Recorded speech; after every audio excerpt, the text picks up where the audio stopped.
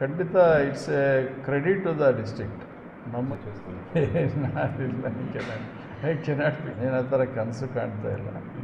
ಈಗ ಜನ ಒಂದು ತೀರ್ಮಾನ ಕೊಟ್ಟಿದ್ದು, ಯಾರು ಬಂದು ಬರಲ್ಲ ಕಣಪ್ಪ, ಇನ್ವೆಸ್ಟರ್ಸ್ ಬರಲ್ಲ ಅಂದರೆ ಈ ಥರ ಫ್ಲೋಟ್ ಮಾಡಲಿ ಯಾಕೆ ಬರಲ್ಲ? ಅಥವಾ ರೈತನೇ ಸಾಲ ತಗೋತಾನೆ ಬ್ಯಾಂಕಲ್ಲಿ, ಅವನ ಲ್ಯಾಂಡ್ ಮೇಲೆ ಸಾಲ ತೊಗೊಂಡು 50% ಅವ್ರಿಗೆ ಕೊಡಲಿ, 50% ರೈತ ಹಾಕಲಿ. ಎಂತ ಲಾಭ ಯಾರಿಗೂ ಆಗಬಾರ್ದು. ಈಗೆಲ್ಲ ಬಂಡವಾಳಶಾಹಿಗಳದೇ ಎಲ್ಲ, ಇದರಲ್ಲೆಲ್ಲ ಪವರ್ ಜನ್ರೇಷನ್ ಎಲ್ಲ ಅವ್ರದ್ದೇ ಮೇಲೆ. ಇವರೆಲ್ಲ ಬಂದು ಲಾಭನೂ ಮಾಡೋದು ಮತ್ತು ಈ ವ್ಯವಸ್ಥೆನ ಕೆಡಿಸೋದು ಇವ್ರು ಮಾಡ್ತಾ ಇರೋದು. ಒಂದು ಕಡೆ ವ್ಯವಸ್ಥೆನ ಕೆಡಿಸ್ತಾರೆ, ಲಾಭನೂ ಮಾಡ್ತಾರೆ, ರೈತನ ಎಕ್ಸ್ಪ್ಲಾಯ್ಟ್ ಮಾಡ್ತಾರೆ.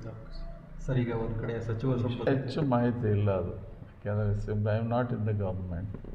ಅಥವಾ ಯಾವಾಗಲೂ ನಾನು ಮೀಟ್ ಮಾಡ್ತೀನಿ, ಇನ್ನರಾಗಿ ಏನು ನಡೀತಾ ಇರ್ತದೆ ಅಂತ ನನಗೆ ಅಷ್ಟು ಮಾಹಿತಿ ಇಲ್ಲ. ಸುಮ್ಮನೆ ನಾನು ರಿಯಾಕ್ಟ್ ಮಾಡೋದು ಚೆನ್ನಾಗಿರೋದು. ಬದಲಾವಣೆ ಆಗೋ ಸಾಧ್ಯತೆ ಏನು ಅಂತ ಇನ್ನೂ ಅದು ಮುಂದಕ್ಕೆ ಹೋಗ್ತಾನೇ ಇದೆ.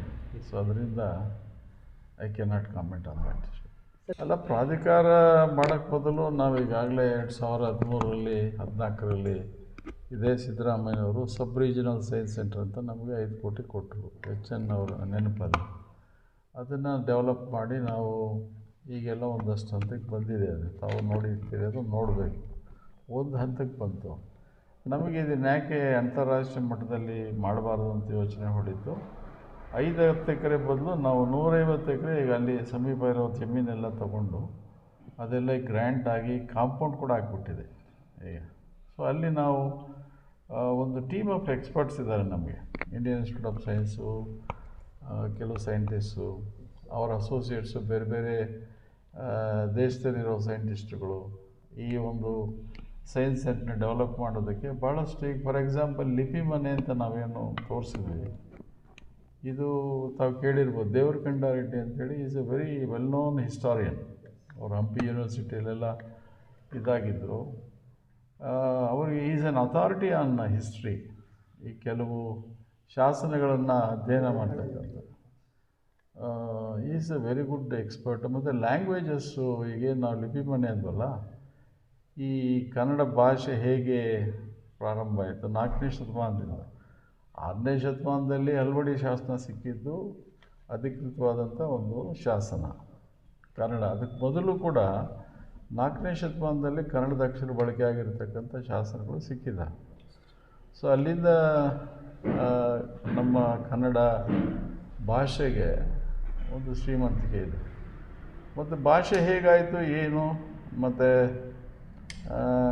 ಮಹತ್ವ ಏನು, ಮತ್ತು over A period of time ಲಿಪಿ ಹೇಗೆ ವೃದ್ಧಿ ಆಯಿತು. ಮೊದಲು ಹಳೆಗನ್ನಡ ಲಿಪಿ, ಮತ್ತು ಹೀಗೆ, ಮತ್ತು ಈಗ ಹೊಸಗನ್ನಡ, ಯಾವ ಥರ.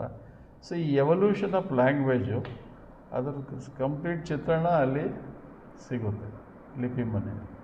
ಮತ್ತು ಬೇರೆ ಭಾಷೆಗಳು, ಬ್ರಾಹ್ಮಿ ಲಿಪಿ, ಮೊದಲನೇ ಲಿಪಿ ಬ್ರಾಹ್ಮಿ ಲಿಪಿ. ಇದು ಬೌದ್ಧರ ಕಾಲದಲ್ಲಿ ಬಳಕೆ ಆಯಿತು. ಅದು ಪಾಲಿ ಲಿಪಿ. ಸೊ ಈ ಥರ. ಸೊ ಅದು ವಿಶೇಷವಾದಂಥ ಒಂದು, ಐ ಥಿಂಕ್ ಎಲ್ಲೂ ದೇಶದಲ್ಲಿ ಈ ಲಿಪಿ ಸಂಬಂಧಪಟ್ಟಿದ್ದು ಎಲ್ಲೂ ಕೂಡ ಮಾಡಿಲ್ಲ. ಸೊ ನಾವು ಅದನ್ನು ಮಾಡೋದು ಪ್ರಯತ್ನ. ಸೊ ಇದೇ ಥರ ಈಗ ಸೈನ್ಸ್ ಅಂದರೆ ಈಗ ಅನುಭವದ ಮುಖಾಂತರ ಕಲಿಯೋದು ಮಕ್ಕಳು. ಈಗ ಯೂಶ್ವಲಿ ಮ್ಯೂಸಿಯಮ್ಸಲ್ಲಿ ಎಲ್ಲ ಸ್ಟ್ಯಾಟಿಕ್ ಏನೋ ಮೆಷಿನ್ ಹೇಗೆ ಕೆಲಸ ಮಾಡುತ್ತೆ, ಪ್ರಿನ್ಸಿಪಲ್ಸ್ ಏನು, ಇದು ಕೆಮಿಸ್ಟ್ರಿ, ಈ ಥರ ಬರುತ್ತೆ. ಬಟ್ ಮಕ್ಕಳು ಅನುಭವದ ಮುಖಾಂತರ ಕಲಿಯುವಂಥದ್ದು ನಮ್ಮ ಈ ಸೈನ್ಸ್ ಸೆಂಟರ್ನ ಮೂಲ ಒಂದು ಉದ್ದೇಶ. ಸೊ ಅದರಲ್ಲಿ ನಮ್ಮ HN ಅವರು ಭಾಳ ಆಸಕ್ತಿ ಇದ್ದಂಥವ್ರು, ಅವ್ರ ಹೆಸರು ಮಾಡ್ತಾರೆ. ಸರ್, ಸಚಿವ ಸಂಪುಟ ಏನಾದರೂ ವಿಸ್ತರಣೆ because I am not A representative, ನಾನು MLCನೂ ಅಲ್ಲ.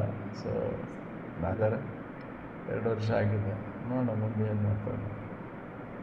ಬೆಟ್ಟದಲ್ಲಿ ಅಧಿವೇಶನ ಇದೆ, ಹೇಗೆ ಅನಿಸ್ತಿದೆ? ಆಗಬೇಕು. ಇದು ನಮ್ಮಲ್ಲಿ ಫಸ್ಟ್ ಟೈಮ್ ಅಂತ ಕಾಣುತ್ತೆ ಕ್ಯಾಬಿನೆಟ್. ಸೊ ನಮಗೆ ವಿಶೇಷವಾಗಿ ಚಿಕ್ಕಬಳ್ಳಾಪುರ ಜಿಲ್ಲೆ ಅಭಿವೃದ್ಧಿಗೆ ಪೂರಕ ಆಗುತ್ತೆ. ಈಗ ನಾನು ಸಜೆಸ್ಟ್ ಮಾಡಿದೆ, ನಮ್ಮ ವಿಶ್ವೇಶ್ವರಯ್ಯಂದು ಕೂಡ ನಾವು ಸಮಾಧಿ ನೋಡ್ತೀವಿ, ಮನೆ ನೋಡ್ತೀವಿ, ಅಷ್ಟು ಬಿಟ್ಟರೆ ಏನು ಡೆವಲಪ್ಮೆಂಟ್ ಆಗಿದೆ.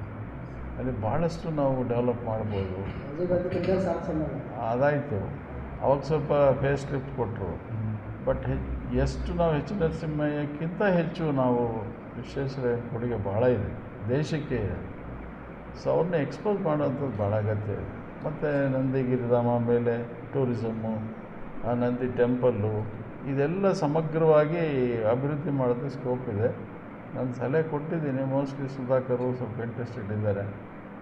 ಅದೇ ಒಂದು ಸಮಗ್ರವಾದಂಥ ಅಭಿವೃದ್ಧಿ ಮಾಡೋದು ಟೂರಿಸಮ್ ಇದ್ದ ದೃಷ್ಟಿಯಿಂದ ಒಳ್ಳೆಯದು ಅಂತ ನನ್ನ ಅಭಿಪ್ರಾಯ. Okay sir.